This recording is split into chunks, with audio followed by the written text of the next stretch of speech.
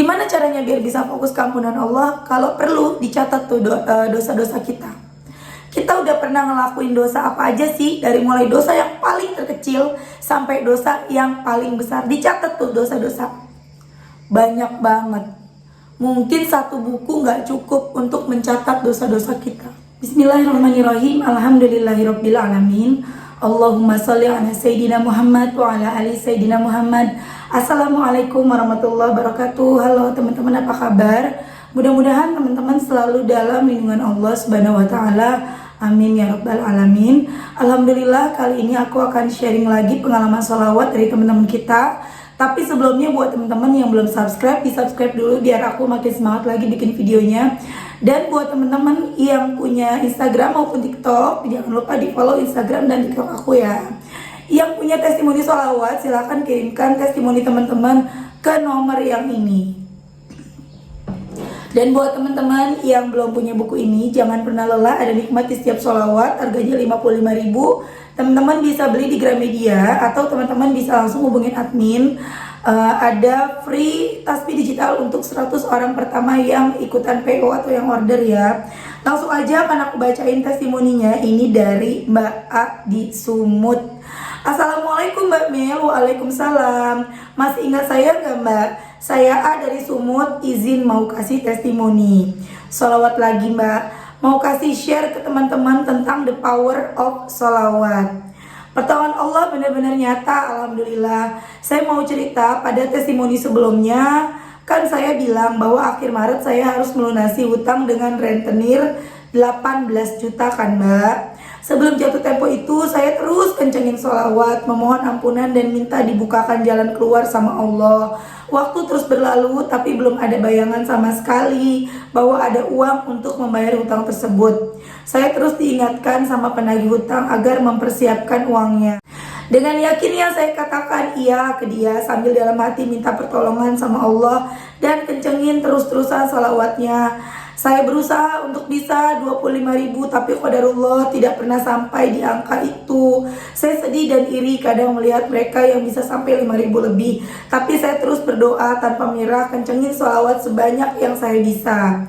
Singkat cerita, si rentenir mengingatkan saya dan mengancam akan mempermalukan saya jika tidak melunaskan dan akan meminta dengan ayah saya. Padahal hal ini saya sembunyikan ke ayah saya dengan alasan tak mau terus-terusan membuat beliau drop mengingat peristiwa sebelumnya. Saat itu saya terus teringat ayah saya. Saya takut Mbak dan dengan mantap saya katakan lagi dengan rentenir tersebut, iya saya bayar. Singkat cerita, seminggu terakhir bulan Maret keajaiban itu dimulai. Keajaiban itu mulai ada. Pertama, tiba-tiba rentenir tersebut chat saya mengatakan, akhir bulan ini bayar 10 juta dulu, nanti 8 jutanya lagi dibayar bulan depan dan tidak akan dikenai bunga berjalan lagi.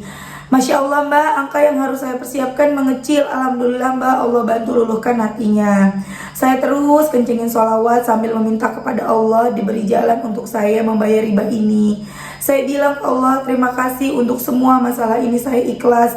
Saya ridho sambil terus merayu Allah agar dibukakan pintu rizki untuk bisa membayar. Saya percaya ada Allah yang maha kaya. Allah pasti nolong, sangat mudah bagi Allah pasti. Yang kedua, sampai di tanggal 30, alhamdulillah saya ada pegangan uang 3 juta Mbak. Artinya kurang 7 juta lagi. Saya terus kencengin sholawat dan sampai di hari yang dijanjikan saya mulai kalut karena sama sekali belum dapat uang 10 juta.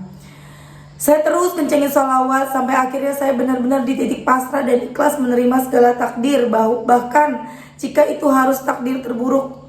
Saya malu Mbak sama Allah jika harus riba lagi. Saya mohon ampun sama Allah dengan menangis sejadi-jadinya. Paginya saya coba cerita dengan teman yang udah saya anggap seperti adik sendiri. Saya juga cerita dengan calon suami saya Mbak, saya jujur dengan kondisi ini. Dan dia juga shock karena memang beliau tidak tahu bahwa saya masih ada hutangan lagi yang belum dibayar. Tapi saat itu beliau juga dalam kondisi tidak ada uang untuk bantu dalam jumlah banyak. Tapi beliau coba carikan pinjaman ke temannya, mana tahu ada yang bisa bantu. Alhamdulillah Mbak, Allah kasih saya orang-orang hebat sebagai penguat. Walau sampai siang pun saya belum dapatkan uangnya. Akhirnya sore saya jumpai adik saya itu, niatnya agar saya tidak stres sendiri di dalam kamar. Saya takut kalau setan menguasai saya yang sedang kalut. Adik saya bilang dia cuma ada 1 juta meminjamkan ke saya. Alhamdulillah sudah ada 4 juta kan Mbak. Kami terus memutar otak mau minta tolong ke siapa lagi tanpa riba. Sulit Mbak, sangat sulit mengingat Ramadan yang di depan pintu. Rasanya semua manusia di bumi ini pasti akan mengeluarkan uang banyak untuk keperluan Ramadan dan Lebaran kan Mbak. Tapi Allah lembutkan hati-hati orang-orang yang kami temui. Sepupu mama saya pinjamin saya 2 juta. Terus dari teman adik saya yang juga udah saya anggap seperti adik sendiri dapat 1 juta. Alhasil yang tadi pagi saya cuma punya uang 3 juta dan butuh 7 juta. Sekarang Allah balik keadaan itu. Allah balik keadaan itu. Saya punya 7 juta dan butuh 3 juta. Masya Allah. Alhamdulillah Mbak, saya bersyukur sekali Mbak. Walau masih kurang dalam proses saya mengumpulkan uang, si rentenir terus-terusan nelpon menanyakan jam berapa, di mana, karena dia mau ambil uangnya. Saat itu saya terus bersolawat Mbak dan berdoa sama Allah. Akhirnya terakhir saya jumpai sahabat saya sejak SMP. Saya ceritakan masalah saya, dia sampai nangis Mbak. Apalagi saat saya ceritakan hal apa yang akan dilakukan rentenir jika saya tidak bisa bayar. Dia spontan bilang khawatir dengan kondisi ayah saya. Saat itu dia tidak bisa bantu karena memang lagi tidak pegang uang cash. Mau TF juga m-banking dia di HP suaminya. Dan suaminya lagi kerja di luar kota. Tidak punya ATM untuk tarik tunai karena kehilangan dompet yang isinya KTP dan ATM di dalamnya.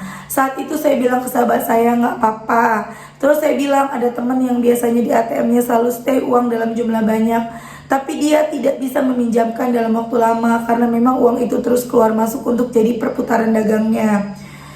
Kalau hanya pinjam sehari 2 hari insya Allah dikasih, tapi saya katakan bagaimana caranya saya bisa ganti dalam 2 hari 3 juta. Sahabat saya yang tadi langsung bilang, pinjamlah dulu, nanti dia yang akan gantikan. Ya Allah Mbak, merinding saya Mbak. Saya WA lah teman saya, tapi tidak direspon Mbak, mungkin sudah tidur atau lagi sibuk. Allahu alam, di situ saya sudah benar-benar pasrah dan ridho atas apapun yang akan terjadi. Karena hari semakin malam, jadi saya putuskan untuk memberikan uang 7 juta saya ke rentenir tersebut. Kami ketemu dan saya katakan uang cuma ada 7 juta. Terus kata rentenirnya kalau dibayar tidak sampai 10 juta maka bulan berikutnya tetap dikenakan bunga. Ya Allah Mbak, hati saya hancur sekali mendengarnya. Tapi qadarullah di saat itu juga WA saya dibalas sama teman saya dan dia mengatakan ada 3 juta dan saat itu juga tanpa tanya untuk apa dan sebabnya dan sebagainya langsung ditransfer 3 juta. Masya Allah, walhamdulillah, wala ilaha illallah, Allahu akbar Mbak. Allah kasih pertolongan di detik-detik terakhir. Merinding saya Mbak, saking takjubnya. Allah benar-benar menunjukkan kuasanya. Allah maha menjadikan yang tidak mungkin menjadi mungkin. Dia menghendaki. Allah tidak akan menolak doa hambanya. Hanya saja Allah lebih tahu kapan semua doa akan diijabahnya. Allahu Akbar Mbak, saya langsung bayar 10 juta malam itu. Terus sisanya, nah ini keajaiban ketiga Mbak. Awalnya sisanya dikasih keringanan cicil 1 bulan ke depan 8 juta lagi, tapi lagi-lagi Allah menjadi 3 bulan Mbak, dan sebenarnya 8.500.000 menjadi 8 juta. Allahu Akbar Mbak, alhamdulillah sekali 8 juta dalam 3 bulan dan itu tanpa menambah bunga lagi. Saya benar-benar bersyukur Mbak, Allah mudahkan segala urusan saya. Dan benar yang selalu Mbak Mel katakan, saat kita mengejar ampunan Allah tanpa memikirkan hasil, maka Allah akan kasih hasil terbaik sebagai penyelesaian masalah kita dan sebagai penjawab doa-doa kita. Alhamdulillah Mbak, doakan saya ya Mbak, semoga Allah memurahkan rezeki saya sehingga saya segera dapat mengembalikan uang-uang yang dipinjamkan ke saya dan melunaskan semua utang-utang saya. Alhamdulillah Mbak, Allah kasih saya lagi kemudahan. Oh iya Mbak, saya mau berbagi, mana tahu ada teman-teman yang lagi menghadapi masalah yang sama seperti saya. Saat itu banyak sekali channel-channel YouTube yang saya tonton mengenai magnet rezeki, ceramah-ceramah dari Habib Novel Alaidrus, Loa, Dasyat Sholawat, W40H, dan sebagainya. Yang penting jika isinya cara melunaskan utang dengan jalur langit, pasti saya tonton. Saat itu selain sholawat, sholat sunnah, sholat wajib tepat waktu, yasin, waqiyah, al-mu'arroman, sedekah subuh, vibrasi positif ke diri sendiri, saya juga menambahkan setiap selesai subuh menghadiahkan al-fatihah untuk diri sendiri. Selesai sholawat saya istighfar, kemudian baru berdoa untuk merayu Allah. Karena saya dengar katanya dengan membuka doa, dengan salawat, kemudian istighfar, berarti kita melibatkan Nabi Muhammad SAW dalam doa kita, meminta sama Allah, ditambah istighfar, berharap Allah beri ampunan atas semua dosa-dosa kita. Allahu alam, Mbak. Tapi itulah yang terjadi dahsyatnya. Dahsyat, Mbak, Allah benar-benar penguasa langit dan bumi. Allah benar-benar baik. Sekian dulu ya, Mbak. Semoga Allah selalu melimpahkan kebaikan untuk Mbak Mel, saya dan kita semua. Amin. Allahumma amin. Selamat menyambut bulan suci Ramadan, Mbak Mel. Mohon maaf lahir dan batin. Masya Allah, itu tadi testimoni dari Mbak A di Sumut ya. Ini aku belum jawab juga chat dari Mbak A karena langsung aku bacain testimoninya sekarang. Jadi aku benar-benar langsung tahu isinya di saat bikin video ini. Masya Allah, Allah emang baik banget. Jadi memang kita harus fokusnya ke ampunan Allah. Supaya apa? Supaya ketika kita doanya belum dikabulkan, kita nggak marah-marah, kita nggak kecewa, kita nggak jadi yang merasa Allah nggak adil gitu.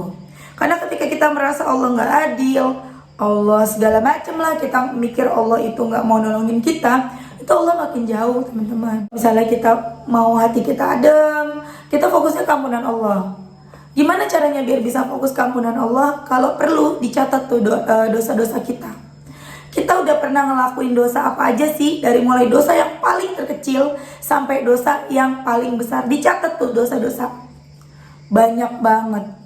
Mungkin satu buku nggak cukup untuk mencatat dosa-dosa kita. Dari kita kecil, dan itu yang kita ingat. Kecil itu maksud aku dari kita balik ya, umur 17 tahun sampai sekarang umur kita berapa nih. Tinggal dicatat terus, tiap hari kan kita berbuat kesalahan. Kita nggak sholat udah dosa, kita berbohong udah dosa, kita gibah juga udah dosa, berprasangka buruk dosa, apapun itu. Ya, makanya catat dosa kita kalau perlu, biar kitanya tuh nyadar gitu loh, kita nih banyak dosa. Jadi kita mesti ngaca, malu sama Allah. Setelah kita catat, baru deh kejar tuh ampunan dosa. Karena ketika dosa-dosa kita masih banyak, belum diampunin, belum dihapus sama Allah, doa-doa kita jadi tertunda. Benerin sholatnya, benerin deh. Nomor 1 tuh sholat. Kemudian perbanyak sholawat. Dan seperti yang dibilang sama Mbak tadi, istighfar dulu ya. Aku selalu bilang ke teman-teman, yang aku baca sebelum aku memulai baca sholawat, aku istighfar. Aku ikut yang Ustaz Yusuf Mansur, astagfirullah 100 kali, subhanallah bihamdi 100 kali, kemudian sholawatnya sebanyak-banyaknya.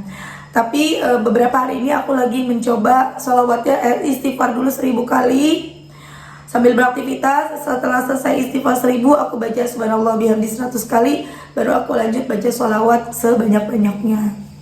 Seperti itu teman-teman. Kalau habis sholat, baca sholawat semampunya. Kalau sambil aktivitas, baca sholawat dipaksain. Ada yang bisa mencapai 5000, ada yang cuma bisa 1000, ada yang bisa 10.000, 20.000. Kok bisa ya? Kalau kita latih diri kita, lama-lama kita akan terbiasa.